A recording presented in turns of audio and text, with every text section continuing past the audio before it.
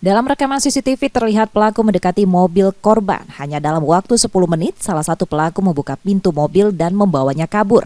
Sementara itu, pelaku lainnya melarikan diri menggunakan mobil mereka sendiri. Korban baru menyadari mobilnya hilang saat bangun, langsung melaporkan kejadian ini ke polisi. Menurut M. Dharma, pemilik mobil, peristiwa terjadi pada Rabu 25 Desember 2024 dini hari saat ia tengah tertidur. Mobilnya dalam keadaan terkunci, tapi alarmnya tidak berbunyi. Jam setengah 3. Ya, hilang di mana? Dini hari di OP.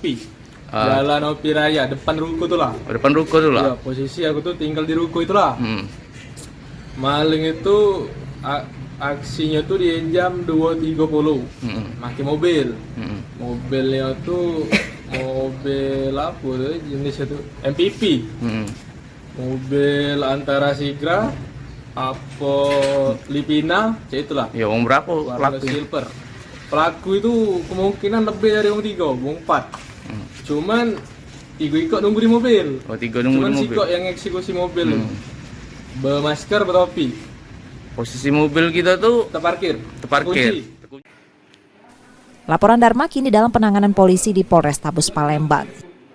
Yudi Kiswanto, Kompas TV, Palembang, Sumatera Selatan.